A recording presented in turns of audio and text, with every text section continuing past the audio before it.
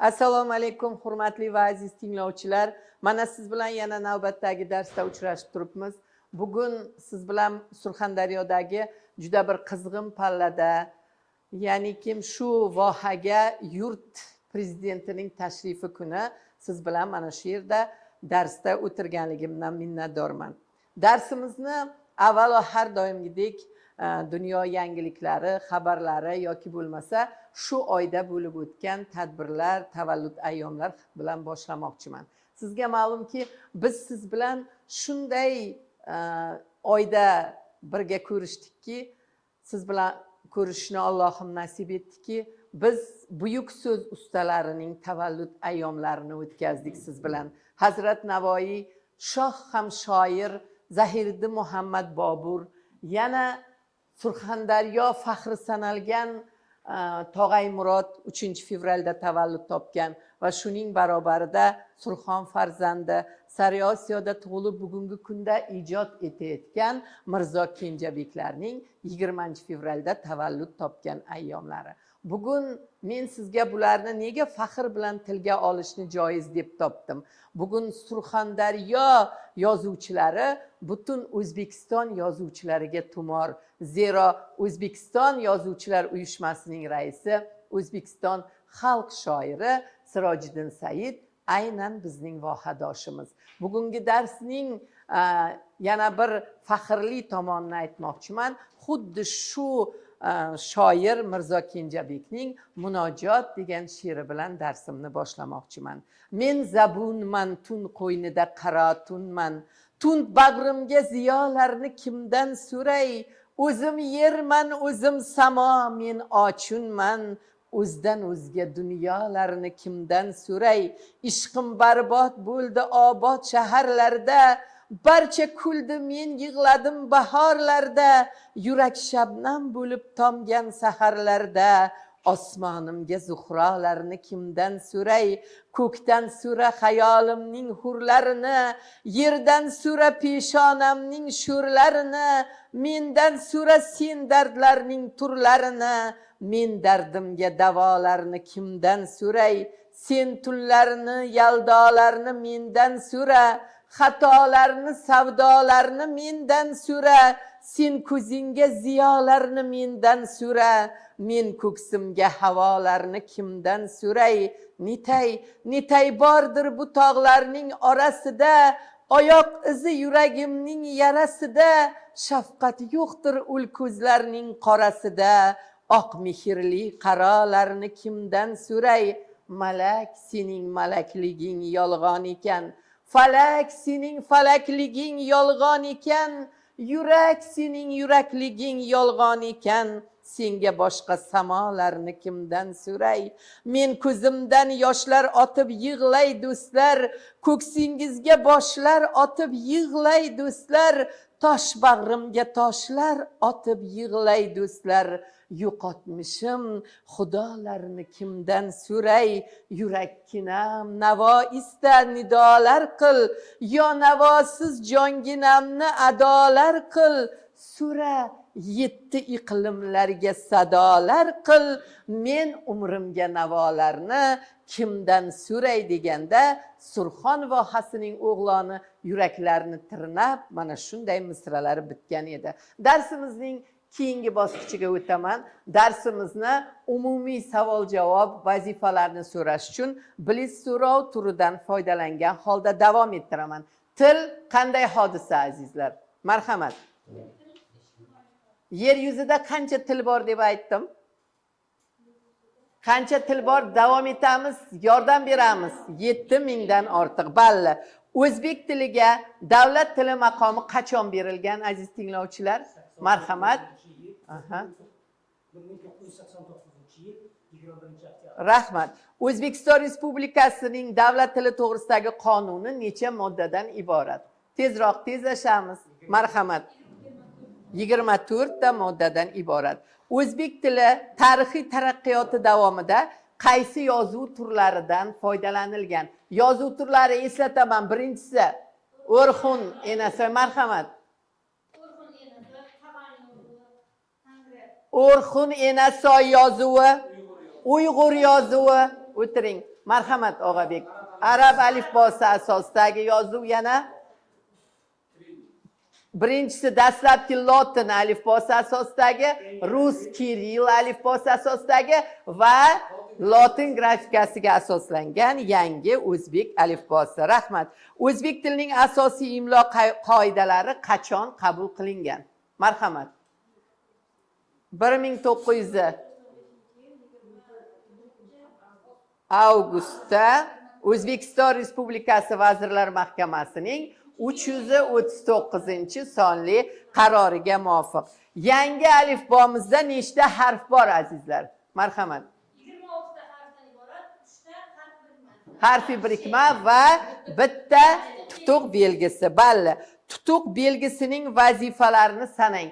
Qanaqa vazifalarni o'rgatdim? Birinchisi. Unlilarni cho'zib talaffuz qilish uchun ra'no, ma'no, sa'va, ta'na. Unlini undoshdan ajratish uchun harakatlanamiz, Sanjar Sardor hammamiz. Xo'p, jur'at bo'ladimi? Yana san'at. She'r bo'lganda nima bo'ldi? Unlining cho'ziqroq talaffuz qilinishini. Rahmat. Mo'jiza, mo'tadil, mo'tabar so'zlarda tutuq belgisi ishlatiladimi? Nimaning hisobidan? Nima uchun? Yangi alifbomizda bu so'zlarda unlining cho'ziqligi hisobidan, demak, tutuq belgisi ishlatilmas ekan. Tutuq belgisi so'z ma'nolarini farqlashda ham ishlatiladimi? Hozir kimdir ishlatiladi dedi. Misol keltiramiz. Da'vo, da'vo, yana ta'na, ta'na, yana sur'at, sur'at, sava, sava. Yaxshi. S harfining ishlatilish o'rinlarini sanang. Hozir biz darsimiz davomida ishlaymiz. 2 kishi doskaga chiqib, aynan S harfining ishlatilishiga misollar yozadi. Tezroq o'tirmaymiz. Marhamat, kim chiqib doskada yozmoqchi S harfiga? Og'abek marhamat. Xo'p, marhamat. S. Siz ishlayvering ikki tomonda. Xo'p. O'zingiz yozasiz. Davom etamiz.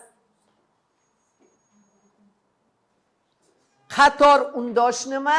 Qo'sh undosh nima? Qator undosh nima? Qo'sh undosh nima? Marhamat. Qo'sh. Marhamat, fikringizni ayting, eshitaman. Qo'sh undoshda masalan katta. Aha, yaxshi. Qator undoshda esa har xil masalan So'zning bir bo'g'inida to'g'ri yordam beryapti tinglovchimiz. Nima edi u? Sabr, zulm, jahl. To'g'rimi? Bir bo'g'inda yoki karaxt, daraxt degan so'zlarda. Xo'p, yozavering, biz sizga xalaqit qilmaymiz. Qo'shindoshga faqat katta emas, tilla, pilla, salla, kalla. Ha? Yana bormi? Boshqa malla degan so'zlar bor, faqat l bilan emas-ku. Xalaqit qilmaymiz. Mayli, bilganlarni yozsin. Xo'p, og'zaki nutqni o'rganuvchi tilshunoslik bo'limi nima deb atalardi? Og'zaki nutqni o'rganuvchi. Siz yomon odam emassiz desam nima degan edim men darsda? Orfografiya, mayli nima aytaman sizga, shpargalka bo'la qolsin, sizga dastak. Xo'p, nima edi u? Aytamiz.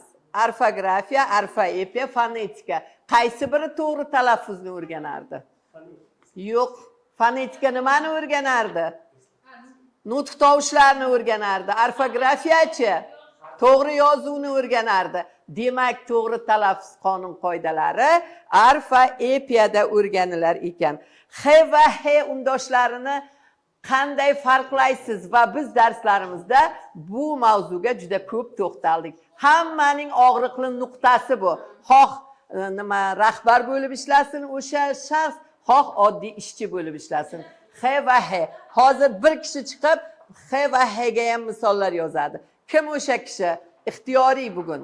Marhamat. H va H chiqing ustoz. Xo'p. H va H. Har ikkalasiga ham yozadilar ustoz, bizga tushuntirib beradilar. Qaramaymiz doskaga, men bilan ishlaymiz. O'zbek tilining yangi imlo qoidalari necha bo'lim, necha banddan iborat? Marhamat. aziz tinglovchilar, siz bilan juda chiroyli darslar o'tdik. Sizga davlat tilida ish yuritish emas, balki nutq madaniyatini ham o'rgatdim men qisman, to'g'rimi? Siz savolga javob berganda, savolga 24 bo'lim yo 24 modda deb javob berishingiz kerak emas, azizlar. Demak, o'zbek tilining yangi imlo qoidalari 7 bo'lim 82 banddan iborat deyishingiz kerak. Asos va qo'shimchalar imlosida qanday o'zgarishlar kuzatildi? Marhamat. Nima darsga sergak o'tirishni iltimos, darsimizga o'zingizni avvalgiday har doimgi holatda ko'rinishingizni saqlagan holda javob berishingizni xohlar. Marhamat, siz nimani tushunardingiz? Mana shu qiz. Siz ayting, bir-biriga qaraydi. Xo'p, qani masalan asos va qo'shimcha tog' plus ga desam qanday yozasiz yangi imloga ko'ra? Asos va qo'shimchalar imlosi.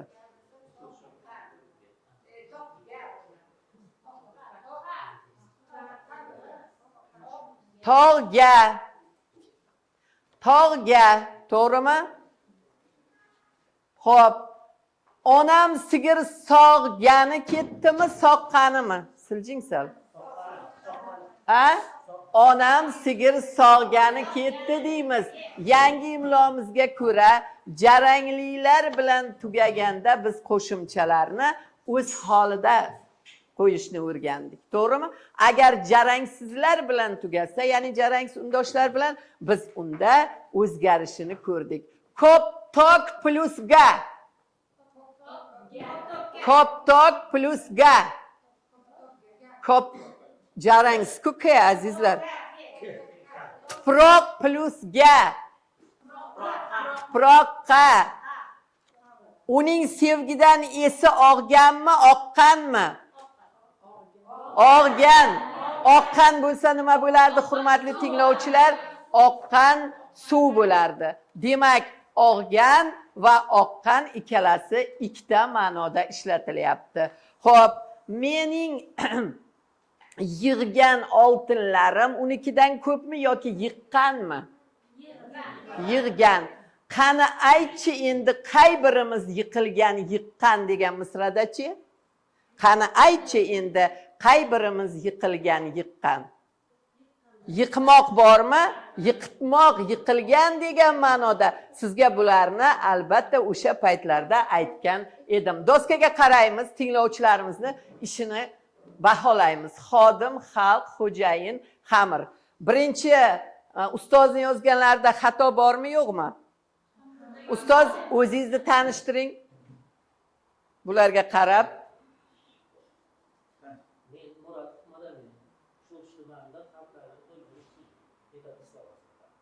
Rahmat. Hurriyat, huquq, hurmat, hosil. Ustoz bitta ham xato qilmaganlar. Demak, h va h ning farqlanishi, imlodagi uning o'rni haqida fikrlarni yaxshi qabul qilganlar. Rahmat ustoz, sizga dars davomida yana savollar bilan murojaat etamiz. Marhamat, o'zingizni tanishtiring. Ungacha biz sizning ishlaringiz bilan tanishamiz. Men Charshay va Shahlo viloyat kasbiy ta'lim boshqarmasida mutaxassis vazifasida ishlayman. Xo'p, savolim bor sizga, Shahloxon. Mana shu o'qish davomida, kurs davomida siz ajrata oldingizmi C ning ishlatilish o'rinlarini? Ajrata oldingizmi? C aslida yozing qani? Mana C. Rus kiril alifbosidan. Xo'p, har doim C holida yozilarmikan yoki TC ko'rinishidami? Qachon? Ayting tinglovchilarga. Mayli, o'zlari ayting.